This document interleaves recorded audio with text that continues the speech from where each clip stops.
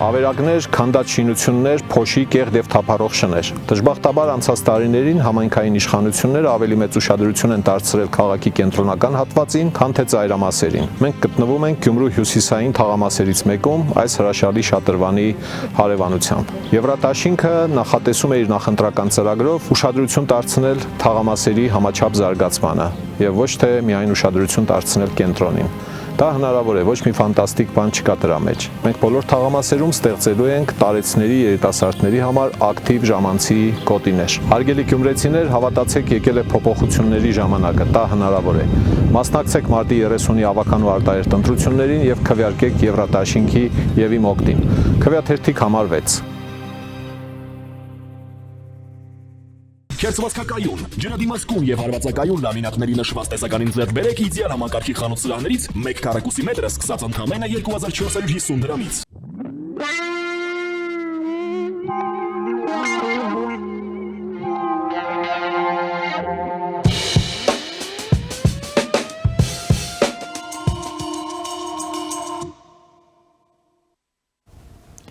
Ողջույն հարգարժան տիկնակ եւ պարոնայք, առաջին լրատվականի եթերում Մեհրաբյան օնլայնն է, ես Ռուբեն Մեհրաբյանն եմ։ Այսօր առավոտյան Հայաստանի Հանրապետության ազգային ժողովը երկրորդ ընթերցմամբ եւ վերջնականապես օրենք ընդունեց այն մասին, որ Հայաստանը քաղաքական կուրս է վերցնում դեպի Եվրամիության լիիրավ անդամակցություն։ Սրանով իսկ Եվրաքվեի նախաձեռնությունը հասավ իր տրամաբանական վերջաբանին, այլևս անդամակցության քաղաքականությունը Եվրամիությանը այլևս Հայաստանում օրենք է։ Այլ հարց է, թե հիմա երբ գնդակն անցել է գործադիր իշխանության դաշտ, մենք ինչ քայլեր պետք է ձեռնարկենք այդ ուղղությամբ եւ բացի դրանից էլ սա օրենք է, ինչը նշանակում է պարտադիր կատարման համար, անհրաժեշտ է հասկանալ,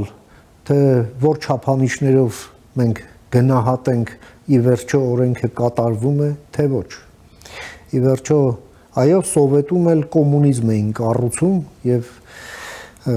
չափանիշ չկար, կառուցում էին թե ոչ, կառուցում էին տասնամյակներ մինչև հայտնի է դա արդեն գոնե իմ սերնդի ներկայացուցիչները կյանքի օրոք է այդ ամենը տեղի ունեցել։ Բայց խոսքը դրա մասին չէ։ Բացի դրանից երեք Երևանի ժամանակով շատ ուշ երեկոյան տեղի ունեցավ հեռախոսազանգ, հեռախոսային խոսակցություն Հայաստանի վարչապետ Նիկոլ Փաշինյանի եւ Միացյալ Նահանգների պետքարտուղար Մարկո Ռուբիոյի միջև։ Իդեպ այդ հեռախոսային խոսակցության վերաբերյալ այսօր վարչապետը նաև իր պարզաբանումները տվեց ազգային ժողովի ամբիոնից։ Այդ խոսակցության ընթացքում, ինչպես պետդեպարտամենտի հաղորդագրությունն է ասում, խոսակցության մասնակիցները քննարկել են ընդհանուր շահերը որպես ռազմավարական գործընկերներ։ Այստեղ հաղում է արվում ըստ այն փաստաթղթի, որը ստորագրվեց հունվար ամսին Բայդենի պաշտոնավարման վերջին շաբաթվա ընթացքում։ Եվ արձանագրենք եւս մի իրողություն այն, որ երբ Բայդենի վարչակազմի ժամանակ Հայաստան, Ադրբեջան բանակցային գործընթացով Միացյալ Նահանգները խիստ հետաքրքրված էր, բացի դրանից տեղի ունեցան մի շարք դրամատիկ իրադարձություններ, իշարս դրանց նաև հարձակումը ըստ էության սանձազերծված պատերազմը Ադրբեջանի ընդդեմ Հայաստանի սեպտեմբերի 13-ին, հենց 14-ին կասեցվեց հենց Միացյալ Նահանգների կողմից, երբ այդ պատերազմը տեղի էր ունենում ըստ էության Ռուսաստանի ազդանշանով, Ռուսաստանի ցուցումով եւ Ռուսաստանի բարձր հովանու ներքո ճակերտներում։ Այո, դա կասեցվեց Միացյալ Նահանգների կողմից։ Ըստ այդմ մենք տեսնում ենք, որ Միացյալ Նահանգների քաղաքականությունը դրսևորում է ժառանգականություն այն քաղաքականության մեջ, որը դեռ Բայդենի վարչակազմի օրոք էր իրականացվում եւ ըստ էության որքան էլ որ ներքաղաքական քննարկումներում, խոսույթներում Միացյալ Նահանգների դատապետվում է Բայդենի վարչակազմը, այն եւ մատնացույց արվում նրա սխալները իրական թե թվացial, բայց դա չի վերաբերվում Հայաստանի հետ հարաբերություններին, դա չի վերաբերվում Միացյալ Նահանգների շահերին մեր տարածաշրջանում։ Ինչ է այս ամենը ուրվագծում մեզ համար եւ ըստ այդմ որն են մեր անելիքները առաջիկա փորձենք հասկանալ։ Եվ այդ նպատակով ես մի հարգարժան հյուր եմ հրավիրել մեր տաղավար, ում սիրով ուզում եմ ներկայացնել, մեր այսօրվա հյուրն է քաղաքագետ Սամվել Մելիքսեթյանը, անվտանգային քաղաքականության հետազոտական կենտրոնի փորձագետ։ Բարև եք եկել, պարոն Մելիքսեթյան, շնորհակալ եմ հրավերս ընդունելու համար։ Այս իրադարձությունները ուղղակիորեն առնչվում են ձեր գործունեությանը, թեմատիկ առումով եւ դուք ուշի հետևում եք դեպքերի զարգացմանը, ինչ ենք ֆիքսում չոր մնացորդում, համեցեք։ Չոր մնացորդում միշտ դժվար է իհարկե, չոր մնացորդը երևի 2029 թվականին արդեն պարզ կլինի, ինչ չոր մնացորդ ունենք, հա, այս գործընթացի արդյունքում եւ ինչով կգնա Թրամփին այս վարչակազմը, բայց այն որ ինքը առնվազն հայտարարությունների առումով առայժմ մնում է հայ-ադրբեջանական կարգավորումը գլխավոր թեմաների, հա, կարևոր թեմաների օրակարգում մենք տեսանք որ Ռուբիոն նաեւ Twitter, հա, X-ում հա արդեն այդ նշել էր որ Սիրիան, Ուկրաինան եւ նաեւ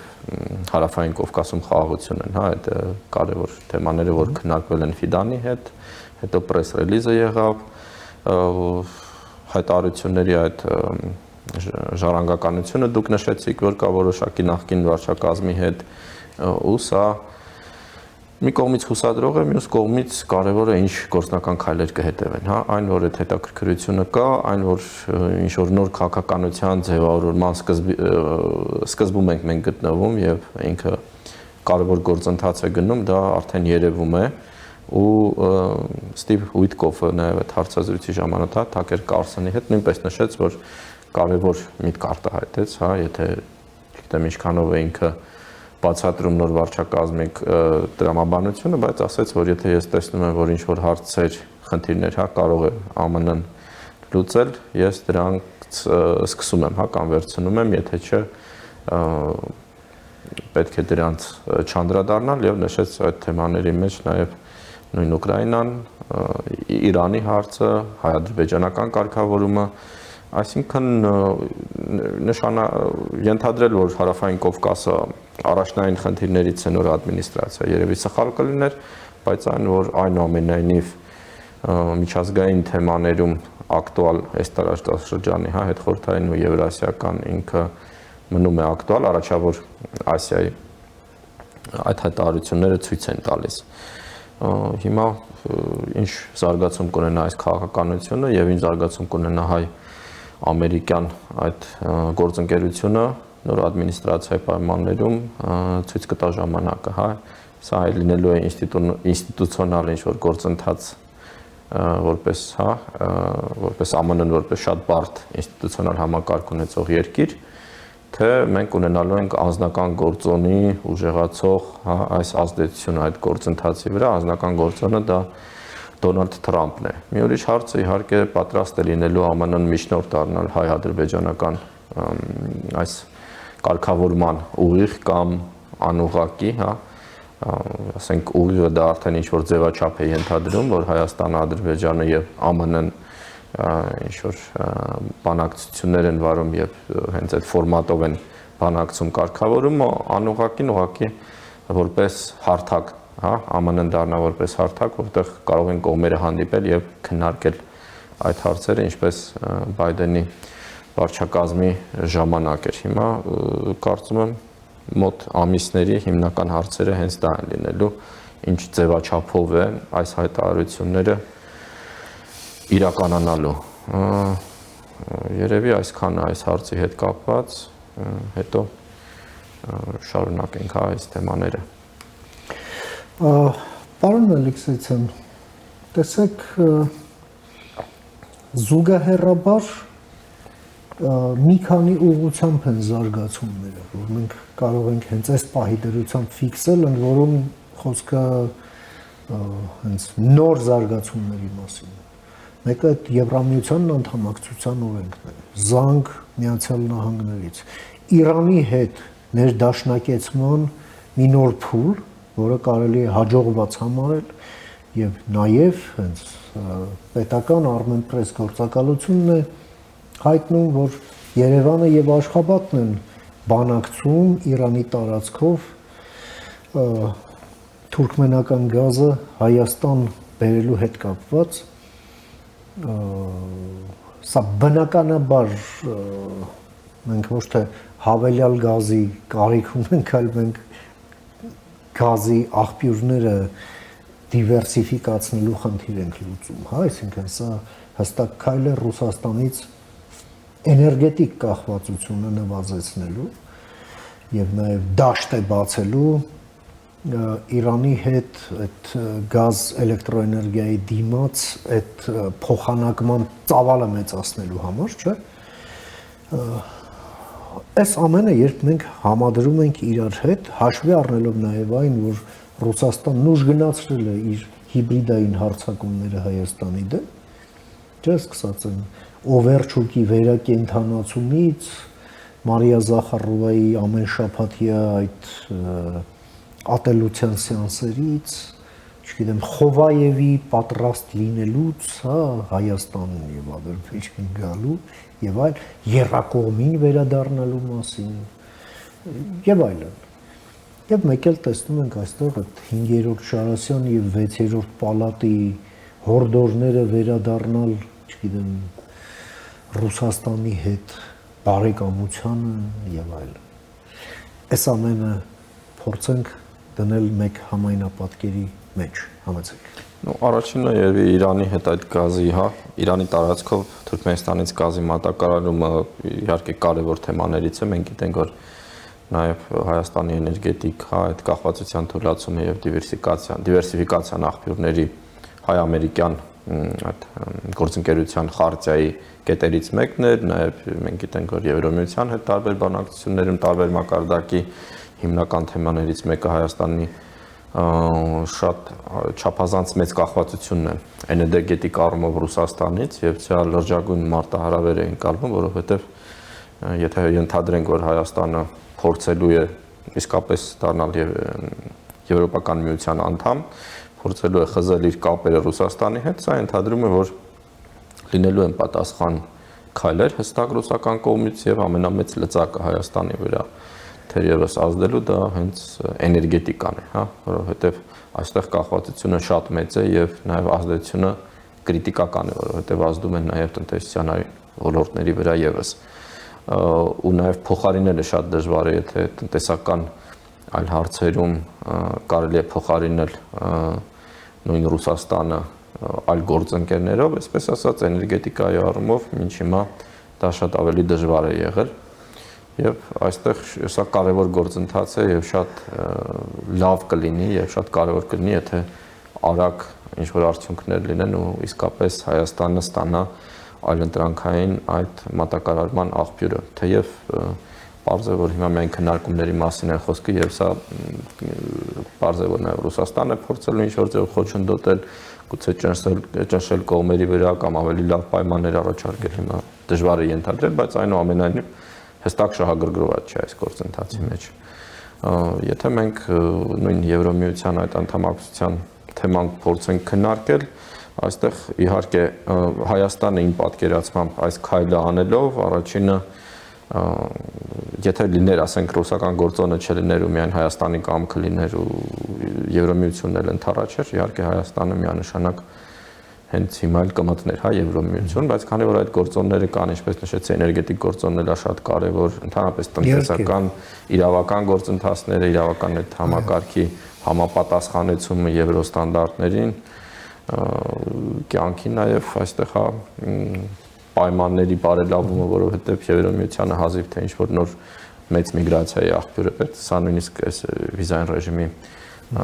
թուլացման, հա, կամ չեղարկման պայմանների համար է շատ կարևոր, պայմանագրի համար։ Այս առումով իհարկե Հայաստանը դեռ երկար ճանապարհ ունի այս գործընթացում եւ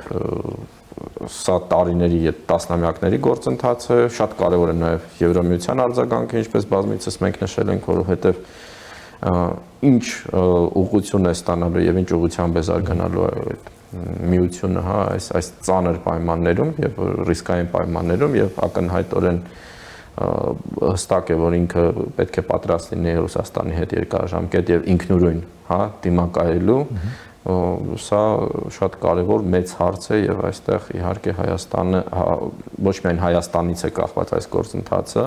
ու նաեւ Հայաստանի հետագա այս ճակատագիրը կախված է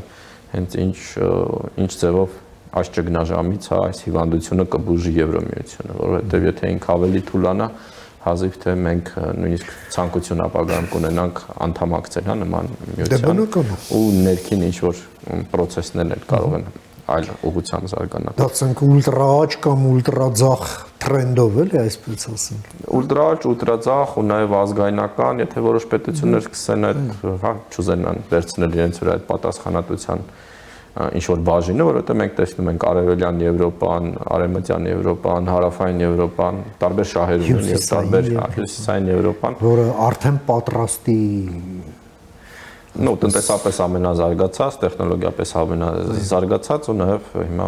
ինստիտուցիոնալ առումով, այո, բայց մենք տեսնում ենք, որ Հարավային Եվրոպա եւ Կենտրոնական Եվրոպայի, հատկապես Հունգարիայի պարագայում շատ ավելի մեծ հարցականներ կան, օրինակ պատրաստ են իրենք իսկապես մտնել մի միավորի մեջ, հա, եւ շարունակել նույն անդամակցություն ունենալ, որը երկարաժամկետ առումով պատրաստում է կոնֆրոնտացիայի եւ դիմակայելու Ռուսաստանին։ Այս առումով իհարկե Եվրոմիությունը, այսպես ասեմ, մարդկության մեր մասի, հա, աշխարհագրության այս տարածաշրջանի ամենաբարի երազանքն է Եվրոմիության անդամ լինելը, որովհետեւ պարզ է ինքը իր մեջ քաղաքակրթության այն բոլոր արժեքները ու ձեռքբերումներն է պարունակում, որ ստեղծել է մարդկությունը իր վերջին հարյուրամյակների զարգացման ընթացքում, հա, եւ բոլորը եթե հնարավորություն ունենան, իհարկե մենք հազիվ թե ինչ որ ասիական միավորի կամ այս եվրասիական, հա, շատ տարօրինակ էլի միավորի անդամ, որտեղ հիմնական արժեքը իհարկե ուժն ու շանտաժն է, ու դրանով են, հա, այսպես ասած խմորված այդ պետությունները, որովհետև եթե Ռուսաստանը օրինակ 90-ականներին թույլ տար այդ պետություններին ինքնուրույն զարգացնել նաև իրենց տնտեսական կապերը, ռազմատեխնիկական կապերը եւ այլն, հիմա նրանք շահագրգռված չեն լինելու նույնիսկ այս ֆորմատի, հա, այս ձևաչափի մեջ եւ վերջին փաստարկներից մեկը իհարկե Ուկրաինան էր, երբ որ Ուկրաինան ընտրեց այլ զարգացում, հա, Ռուսաստանը արդեն գնաց ամենավերջին, ամենաեական գործիքի, դա ուժի գործիքներ, որովհետև այլ գործիքներով ինքը այս պետությունները չի կարողանում պահել, հա։ Հիմա նույնիսկ այս Հայաստանի տնտեսական ակտիվ ինչ որ շահույթները, որ կային, հա, այս պատերազմի ընթացքում, դրանք նույնպես ժամանակավոր են եւ կարող են նաեւ շատ ծանր հետևանքների բերել, հա, որովհետև ոչ թե տնտեսության ռեալ, ասենք, ինչ որ սեկտորի զարգացումների մասին է խոսքը, այլ տարբեր ֆինանսական հոսքերի եւ այլն։ Այս առումով իհարկե Եվրոմիությունը ամենակարևոր ուղղությունը Հայաստանի համար, նաեւ արժեքային արժեքներն են կարևոր քաղաքականության մեջ եւ նաև ռազմատեխնիկական, եթե մենք նշում ենք, եթե Եվրոմիությունը դառնա լրջագույն կենտրոններից, ինքը շատ ավելի, եթե ոչ շատ ավելի, ինքը մեծ պոտենցիալ ունի զարգացնելու, հա, այդ ռազմատեխնիկական պոտենցիալը, ու այս առումով հասնել ԱՄՆ, որպեսզի ինչ-որ տեխնոլոգիաներ վերցնես, եթե կա եվրոպական շուկան, նույնպես Հայաստանի համար երևի տրամաբանական չի լինի, հա, եթե մենք պատկերացնենք Հայաստանը 30 տարի հետո։ Բայց այս հարցականները, որ մենք դնում ենք ու գնալով շատանում են կամ որոշ հարցերում քչանում են, բայց էլի մնում են էական, սրանք շատ կարևոր են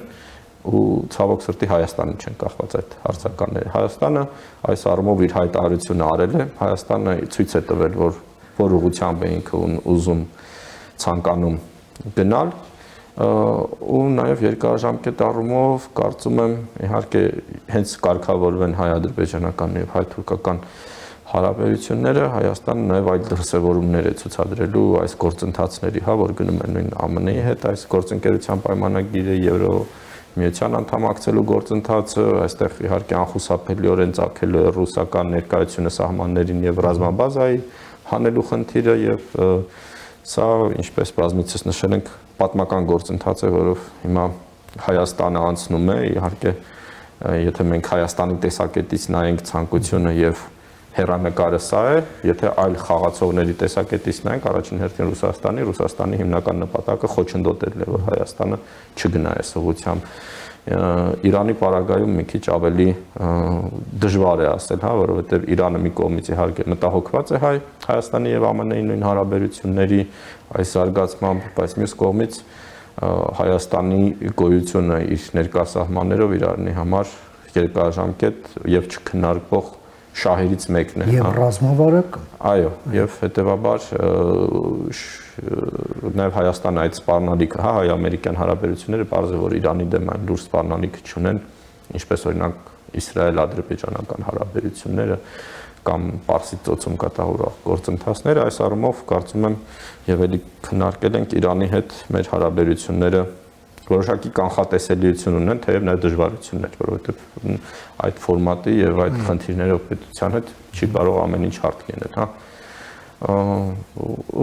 այս գործոնները որ կան, բացի դրանից դե հայ-ադրբեջանական, հայ-թուրքական ավանդական եւ սիրելի թեմաները, որ միշտ երևի Հայաստանի հիմնական խնդիրներից են, ու ազդում են բոլոր այլ որոշումների վրա, այս կոմպլեքսը հիմա ինչպես լուծել այս հարցերը, եւ ինչ ճանապարհով իհարկե շատ հասարակ խնդիր չի։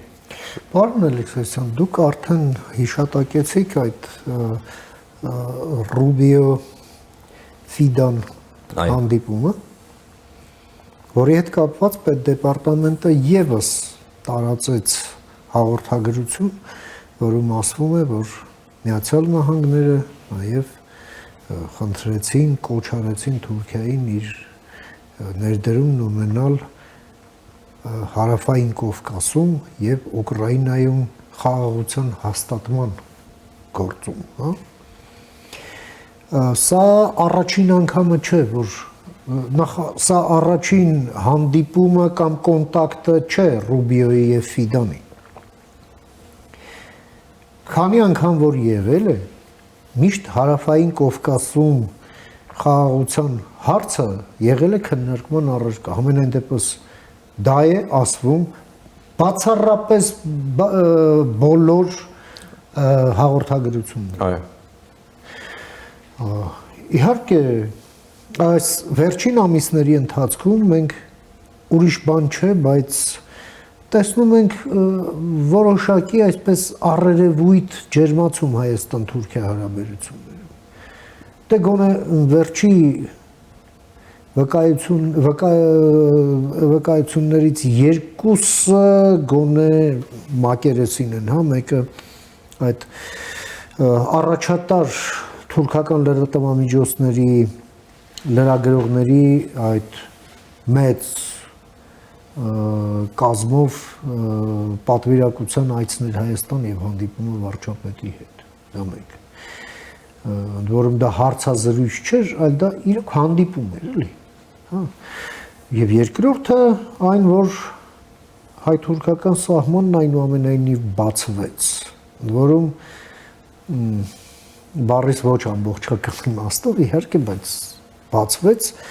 Հայաստանից գնացող հումանիտար բեռների համար։ Եվ դա տեսանք ինչ հիստերիկա առաջացրեց Ադրբեջանում։ Մենք գոնե ակնհայտորեն տեսնում ենք Ադրբեջանի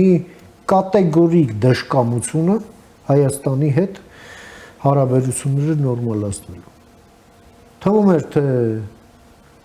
պայմանագիր կա 17 կետ, լավ 15-ը համաձայնեցվածը երկուսն է մնում, Երևանն ասում է լավ դու ինչ ես առաջարկում, ընդունում են։ Ստորագրում ես։ Ասում են, չէ, չենք ստորագրում։ Ավելին, մենք տեսնում ենք այսպես որոշակի էսկալացիայի բեմականացում առնվազն եւ տեսնում ենք նաեւ ռուսական ազդեցությունն իրենց վրա կրող ադրբեջանական մեդիա ռեսուրսների եւ Հայաստանում նույն որակի մեդիա ռեսուրսների սինխրոն աշխատանքը, որ չէ, սա լուրջ է, սա բեմականացում չի, լուրջ էսկալացիա եւ այլն։ Ինչ եք կարծում։ Այս ամենը ո՞նց է տեղավորվում ձեր կարծիքով այս արդեն իսկ մեր կողմից քննարկվող համայնապատկերի մեջ։ Համեցեք։ Դե այս համայնապատկերի եւ ամենախոշոր ու կարևոր դետալներից է, հա, իհարկե ԱՄՆ-ն դիտարկում է Թուրքիան որպես տարածաշրջանում կարևոր եւ գլխավոր, հա, գործոններից մեկին, որի միջոցով փորձում է նաեւ կարգավորել այդ հարաբերությունները, հա, մի կողմից դա որոշակի ֆունկցիաների ոնց որ տրամադրում է Թուրքիային, հա, մենք տեսնում ենք, որ Սիրիայում դա եղավ Թուրքիայի դերի ճանաչումը ԱՄՆ-ի կողմից, մենք գիտենք, որ Ուկրաինայի հարցում Թուրքիան այն երկրներից է, որ արդեն պատրաստակամություն է հայտնել ուղարկել խաղաղապահ ուժեր եւ ընդհանրապես թուրքական այդ գործոնը կարևոր է նաեւ Եվրոմիության հետ ու հարավային Կովկասում նույնպես կա այդ փորձերը դիտարկել Թուրքիային որպես ինչ-որ ստաբիլիզացնող, հա, գործոն, ինչքանով Թուրքիան կկարողանա կատարել այդ դերը, էլի են մեր հարցականներից է, որի մասին խոսեցինք, բայց այնուամենայնիվ այդ տենդենսը հայ-թուրքական հարաբերություններում 2023 թվականից հետո դանդաղ միշտ չէ որ միանշանակ, բայց փոքր ինչ-որ սիմվոլիկ քայլերի տեսքով առնում ու ռետորական, հա, հայտարարությունների փոփոխության տեսքով տեքստերի, հա, քաղաքական հայտարարության թուրքական կողմից, դրանք ակնհայտ են, ինչքան հեռու կգնան Բաքվի այդ ներվոզ ռեակցիան նույնպես ակնհայտ է ու հազիվ թե բեմակամացում լիներ, հա, բայց ինչքանով է Թուրքիան առաջ գնալու եւ ինչ ժամանակում է դա անելու, սա գլխավոր խնդիրներից մեկն է ու հիմնական ամենաֆունդամենտալ հարցը կգնա արդյոք Թուրքիան հայ-թուրքական նույն սահմանի բացմանը եւ հարաբերությունների կարգավորմանը առանց Ադրբեջանի հայ-ադրբեջանական հարաբերությունների ինչ որ ֆորմալ կարգավորման, հա, խաղաղության պայմանագրի եւ այլ գործընթացների, այլ ամենամեծ հարցականը եւ ամենակարևոր հարցը սա է, բայց ինձ համար նաեւ մի ուրիշ խնդիր էլ կա, արդեն ակնհայտ է, որ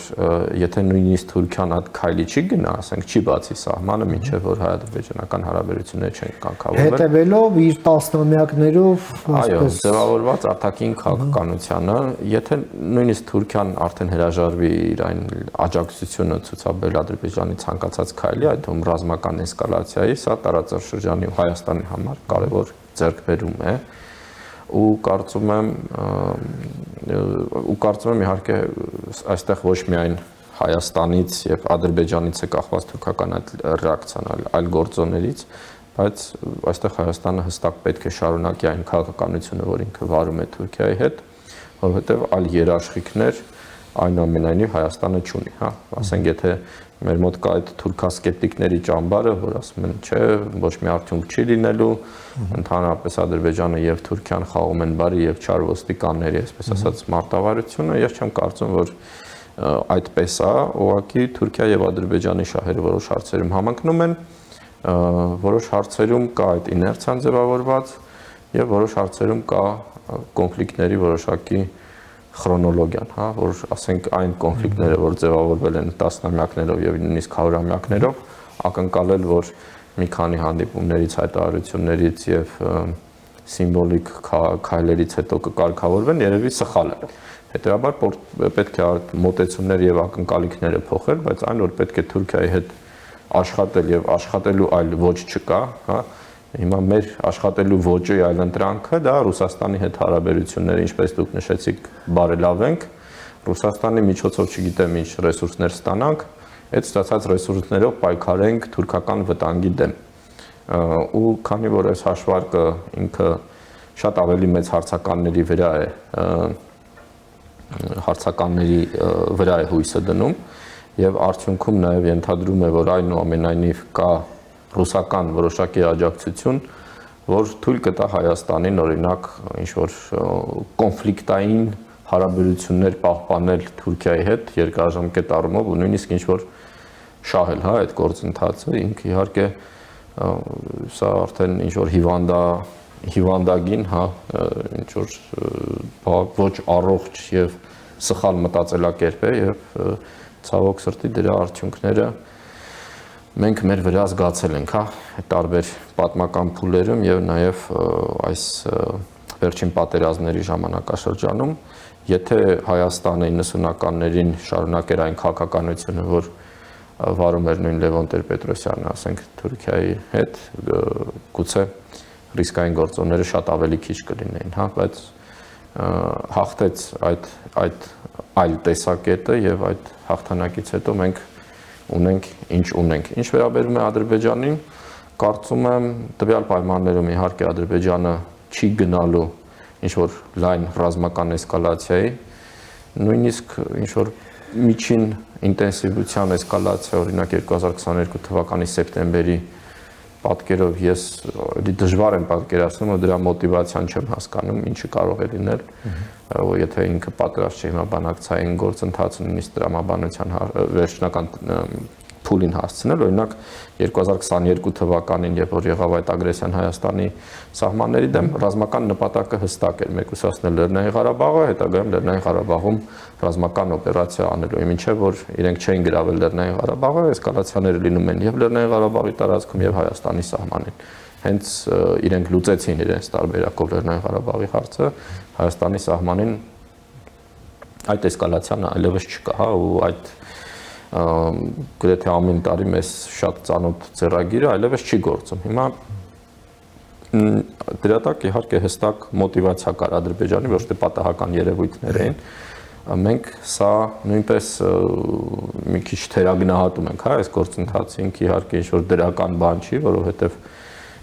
պարզ է Ադրբեջանը այն ինչ կատարեց Լեռնային Ղարաբաղում եւ այն հարյուրավոր հայ զինվորների նաև սպանությունները հայ-ադրբեջանական սահմանին դրանք հանցագործություններ էին, բայց եթե ենթադրում եմ, հիմա պատկերացրեք Կապան քաղաքը, որ մի քանի որոշ հատվածները մի քանի 100 մետրի վրա են Ադրբեջանի սահմանից, օդակայան ու նախկինում օրինակ ցանկացած հայ-ադրբեջանական սահմանին ցանկացած սահմանային գյուղ, եւ որ լինում էր սրացումներ, նույնիսկ մի քանի կիլոմետր հեռավորության վրա գյուղի վրա կրակում էին, մենք ունենում էինք վնասներ եւ այլն, հիմնականում Տավուշի տարածաշրջանում իհարկե։ Բայց հիմա մենք ունենք ավելի խոցելի գյուղեր սահմանին, հա, 2020 եւ 21, 22, 23 թվականներից հետո, բայց այնուամենայնիվ 2022 թվականի սեպտեմբերից հետո բնակավայրերին այդ վտանգը առայժմ դեռ մենք այդ աստիճանի էսկալացիա չենք ունեցել։ Վտանգը կա, բայց չի ռեալիզացվում։ Այո, մենք այրոպորտի վրա հիշում ենք ինչ որ կրակոցներ են լինում, այսպես իբր պատահական եւ այլն, բայց այն ինչ կոնֆլիկտի նախկին տրամաբանության Կապանի մասին է։ Այո, երբ ասենք մինչև 2020 թվականն, երբ Տավուշի սահմանային գյուղերը ականանետերով եւ զոհվածներ էին լինում եւ հողեր չէին մշակվում եւ այլն, ու գյուղերը կեսերը դատարկվեցին։ Այս պատկերը մենք ունենք, ու սա նույնպես պետք է հասկանալ ոչ թե ինչ-որ պատահական արդյունք է, այլ Ադրբեջանը կորցրել է իր մոտիվացիայի մի մասը գնալ նույն ճանապարհի էսկալացիաներին, բայց Ադրբեջանը չի կորցրել իր ցանկությունները ճնշելու Հայաստանի վրա տարբեր արդյունքների հասնելու, որոնք են այդ արդյունքները արդեն դա ավելի բարդ հարցեր են, հա, իսկապես կոմունիկացիաներն են, թե երկարաժամկետ առումով ուղղակի թույլ չտալ Հայաստանը զարգանալու, տեսնել այստեղ ինչ զարգացումներ են լինում եւ ինչ ուղղվածությունն են Ադրբեջանի նկատմամբ կամ աշխարհակաղակական միջավայրը ինչպես է փոխվում, որպեսզի ավելի ճնշել Հայաստանի վրա, բայց այն որ այնուամենայնիվ կա որոշակի տարբերվող պատկեր, ու սա պետք է հասկանալու, որ նախկին եթե մենք տրամաբանություն ունենայինք կոնֆլիկտի, հիմա շատ ավելի ծանր իրավիճակ է լինելու Կապանից մինչև Գորիսի գյուղերը եւ այլն, այդ չասած Տավուշում, որտեղ հանգիստ է 2020 թվականից հետո, հա, սա նույնպես պետք է հասկանալ ու սա փաստարկների կարևոր մասերն են, որ մեր մոտ հաճախակի մոռացվում են, ու քանի որ մենք իսկապես վտանգավոր կոնֆլիկտի մեջ ենք ու հասկանում ենք ինչքան վտանգավոր եւ գիշատիչ պետություն է Ադրբեջանը, առնվազն ծերացող ավտորիտար առաջնորդի, ինչպիսին Համալիևն է, հա, որտեղ մարդը տարիքի հետ ավելի դաժան է, հակվածություն է, Պուտինի օրինակով մենք դա ունենք, այդ փայլուն օրինակ, եթե կարելի այդպես ասել։ Այնուամենայնիվ այս տարբերությունը կա եւ սա պետք է հասկանալ եւ նույնպես այդ նժարի քարերի մեջ դիտարկել։ Պարոն Մելիքսյան, մենք ականատեսն ենք, որ Միացյալ Նահանգները պահպանում են, ոչ միայն պահպանում են իրենց հետաքրքրվածությունը Հայաստան-Ադրբեջան բանակցային գործընթացի վերջնականացման առումով, այլև այսպես մի նորովի հաղորդակցություն են իրականացնում եւ դա սկսում են Հայաստանի ղեկավարության հետ։ Ես նայեցի լրահոսը գոնե մինչև մեր այս քննարկման պահը Ադրբեջանի հետ հեռախոսազանգի մասին հաղորդագրություն ես չտեսա։ Հարցս հետևյալի մասին է։ Մենք տեսնում ենք Եվրամիության տրանսֆորմացիա, ընդ որում շատ արագ ընթաց, կապված հենց Միացյալ Նահանգների առաջնահերթությունների փոփոխությունների հետ։ Եվրամիությունը ըստ էության վերածվում է պաշտպանական եւ անվտանգային կառույցի եւս, հա, մոտավորապես 2 տրիլիոն եվրոյի հատկացնելու այսպես պլանների մասին է խոսում, հավաքականորեն։ Եվրամիության այդ 800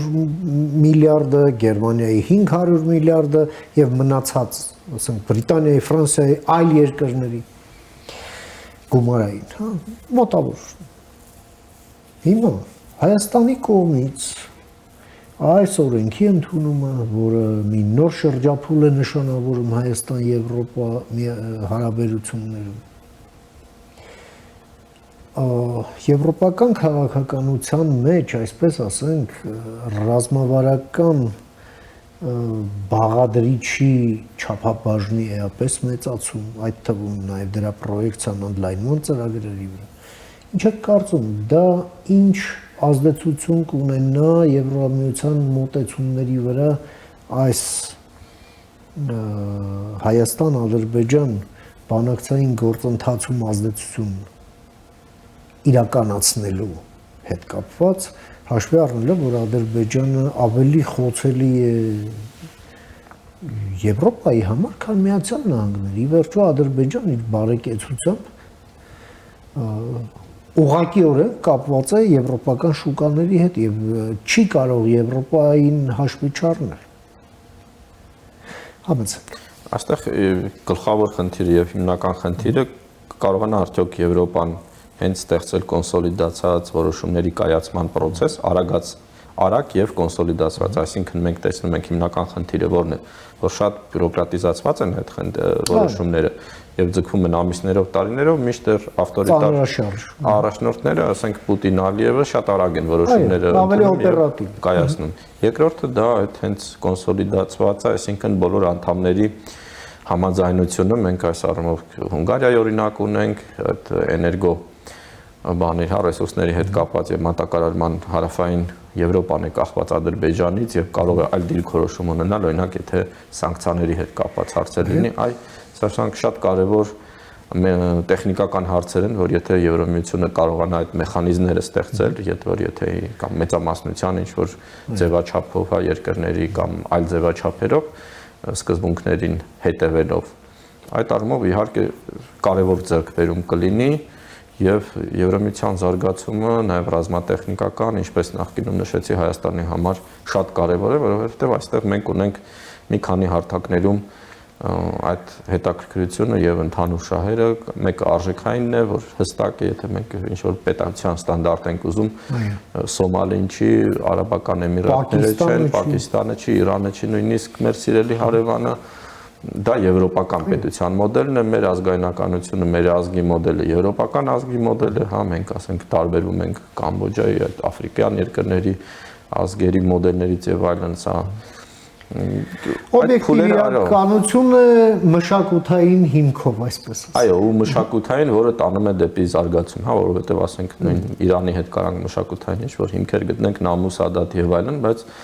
թե ուրա մեզ տանելու այդ մշակույթով պետություն կառուցելը մի քիչ բան կլինի, հա, այսինքն ինչ-որ այտենց իսլամական նույնիսկ այդ բանի, հա, նորմերի ինչ-որ բանով կա կամ երաժշտական կա եւ այլն։ Այո, իհարկե, դրանք հեռանկարային չեն։ Այս առումով մյուսը Եվրոպան իհարկե այդ նաև մոտեցումները միջազգային հարաբերություններին հիմա ամենաշահագրգռված կողմն է նորմերի հիման վրա միջազգային հարաբերությունների պահպանման, հա, որովհետև եթե ԱՄՆ-ն ուժեղ խաղացող լինելով եւ հիմա նաև տարօրինակ առաջնորդներ ունենալով Թրամփի նման ինքը նույն կարող է փորձել ինչ որ ձևով խախտել այդ միջազգային նորմերը, հա, մենք էս Գրենլանդիայի հետ կապված, Կանադայի հետ կապված տարօրինակ հայտարարություններ ենք լսում, Գազայի հետ կապված, բայց Եվրոպան, քանի որ ինքն է սպառնալիք տեսնում այդ նորմերի խախտման գործընթացից եւ ամենամեծ դժվար երևի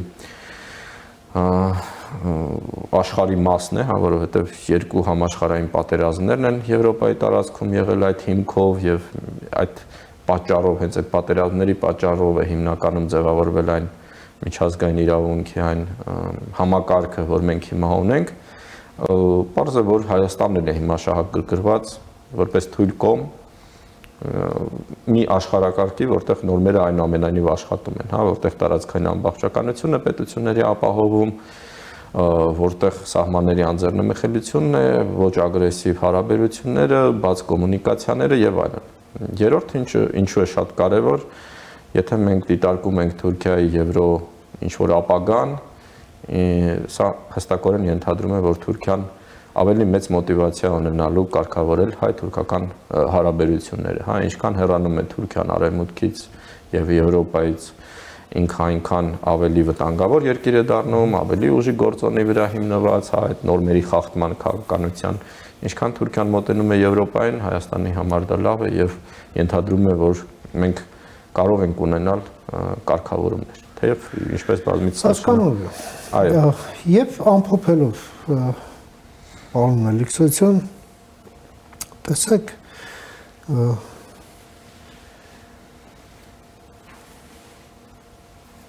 գալով մեր խոսակցության հենց սկզբին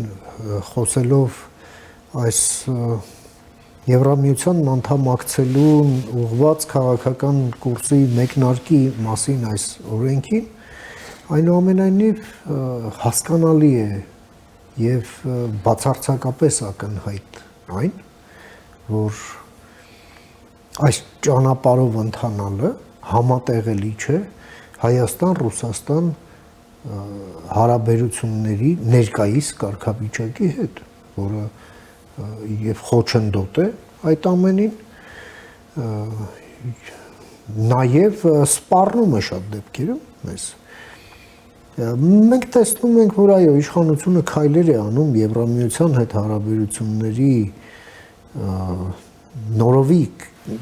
այսպես նոր մակարդակի վրա կառուցելու տրամաբանության մեջ, սակայն Հայաստան-Ռուսաստան հարաբերությունները կարծեք թե մնում են հենց սրբազան կովի կարգավիճակում, հա, հենց տաբույացված, հենց բազմիմաստ մեղմասացություններով, հենց ինչ-որ հերվից գալով, առանց կոնկրետության, չնայած այստեղ էլ բազմաթիվ օբյեկտիվ պրոցեսներ կան։ Ինչի մասին ասենք, օրինակ, վարչապետն էլ մատնացույց է անում, որ երևի ասում է, հենց այսօր պարլամենտում պատգամավորների հարցերին պատասխանելիս, որ շատերի ուշադրությունից վրիպեց այն, որ մարտի 1-ից Հայաստանը իր անկախության այս ոչ ժամանակաշրջանում առաջին անգամն է, որ հենց ինքն է վերահսկում բոլոր, բացառապես բոլոր սահմանային անցակետերը, հա? Այսինքն պրոցեսը կա, բայց այնուամենայնիվ ինստիտուցիոնալ լուծումներ է այս ամենը պահանջում,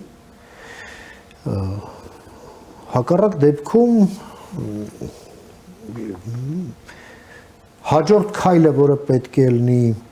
անդամակցության հայտի ներկայացումը, չգիտեմ, ազատ առևտրի գոտուն միանալը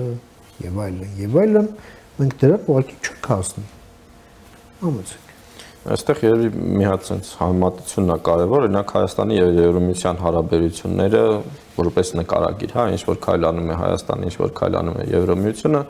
արդյունքում Հայաստանը ինչ որ պլյուսներ է ստանում, բոնուսներ է կուտակում, հա։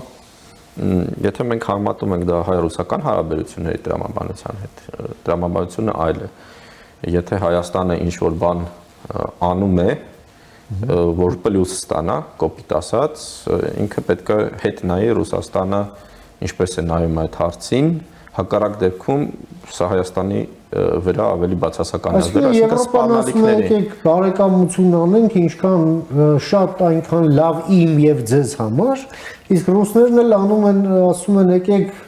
այսպես բարեկամություն անենք, ընդ որում ես կորոշեմ դա որն է, բայց եթե չանես, քո համար կլինի բան։ Ռուսներն էլ ասում են եկեք Եվրոպայի հետ բարեկամություն մի արեք։ Հա, ու հետն էլ նաև սա չանես։ Այստեղ սպառնալիքների այդ սանկցիաների բանը լծակները շատ ավելի շատ են ու մենք նախկինում գիտենք, եթե այս անես, ես կորցնելու, նախկինում դա Արցախն էր, Վրաստանի պարագայում այդ ինքնավար հանրապետություններն ու մարզերն են նախկին խորհրդային շրջանի, հիմա տնտեսական այն շահույթներն են, հա, որ ստանում է Հայաստանը, նույն էներգետիկ համակարգն է, որ կախվածություն կա, տուրիստները, ինչ որ հայկական ջերմուկի այդ արտահանումը, եւ որ ինչ որ մեկը իբր մահացել է եւ թեմա է դառնում եւ այլն, այսինքն Ռուսաստանի լծակները իրենք այդ շանտաժի լծակներ են ու այստեղ Հայաստանի իրավիճակը այն է, որ ինքը մինչև որ այդ հավելյալ այլ կողմերից իր ռեսուրսները չկուտակի, այս ուղղությամբ որ կարող է կոմպենսացնել այդ վտանգները եւ ռիսկերը, որ ունի Ռուսաստանի հետ հարաբերությունները, որովհետեւ Ռուսաստանի հետ հարաբերությունները ռիսկային են, հա։ Ինքը ոնց որ ինչ որ այտենց շատ մեծ օրինակ շախտյորների հա կամ ինչ որ աշխատանքներ կան, որտեղ ռիսկային գործոնը ստանալու ռուսկային հիվանդություններ եւ այլն շատ մեծ է հիմա հարաբերությունները, ասենք Եվրոպայի հետ ինքը ինչ որ կուրորտային գոտում հանգստանալու, հա մեղմ ասած, որ դու բարելավում ես կորգազը Ռուսաստանի հետ, որ դու կարող ես ինչ որ ռուսկային հիվանդությամբ արդյունքում ավարտել եւ պարզ է, որ այստեղ Հայաստանը փորձում է այդ տարբեր կողմերից ու այս Թուրքմենստանից գազի բերելու գործոնը դրանցից մեկն է ուժեղացնել իր պոտենցիալը, որ հետագայում Ռուսաստանի հետ ռիսկային գործոնները նվազեն, բայց Ռուսաստանի հիմնական խնդիրը այն է, որ ինքը մահակի պոչը կարճանը էլի, որով մեզ սպառնում։ Այո, ինքը հիմնական խնդիրը այն է, որ ինքը ագրեսիվ երկիր է դարձել ու եթե զսպիչ ուժ չունենա, ինքը կարող է շարունակել իր ագրեսիվ քաղաքականությունը եւ առայժմ դեռ պարզ չէին զարգացում ունենալու հենց ռուսական քաղաքականությունը արտաքին Ուկրաինայից հետո, կարծում եմ Երևանում նաև սրանով են մտահոգված։ Հետոն էլ պարզ չի, հետոն երբ է գալու, գալու է արդյոք թե ոչ։ Ու այստեղ ինչպես միշտ շատ անկանխատեսելի է, վտանգավոր է, կարծում եմ Երևանում ինչպես նշեցի, եթե չլիներ ռուսական գործոնը Հայաստանը ու Եվրոմիությունը դեմ չլիներ այսօրվանից, հա, ինչպես Նիկոլ Փաշինյանը ասաց, ինչքան դուք եք պատրաստ, մենք պատրաստ ենք այդքան ընդառաջել եվրոինտեգրման այդ հարցում ու այսօրվանից է պատրաստ ենք անդամ դառնալ, հա, Եվրոմիության, բայց այստեղ կա հենց այդ գործոնը ռուսական ու կարծում եմ սա շատ երկար, շատ նյարդային գործընթաց է, որտեղ Հայաստանը համաձայնվելով արտաքնորեն իհարկե պետք է կուտակի այդ ռեսուրսները եւ ասելով այո, անել ոչ։ Սա հիմնական տրամաբանությունն է։ Շնորհակալ եմ պարոն Մելիքսյան, ձեր այս կարևոր դիտարկումները եւ եզրակացությունները մեր հեռուստադիտողին ներկայացնելու եւ ձեր ժամանակից մեր եթերին հատկացնելու համար բարի նույնպես։ Շնորհակալ եմ հրավերի համար։ Ահա մենք զրուցեցինք մեր գործընկեր քաղաքագետ անվտանգային քաղաքականության հետազոտությունների կենտրոնի փորձագետ Սամվել Մելիքսյանի հետ եւ լսեցինք իր դիտարկումները կապված Հայաստան-Եվրամիություն, Հայաստան-Միացյալ Նահանգներ, Հայաստան-Ադրբեջան, Հայաստան-Թուրքիա հարաբերությունների հետ։ Կարտադարից հետո կվերադառնանք, մնացեք առաջին լրատվականի հետ։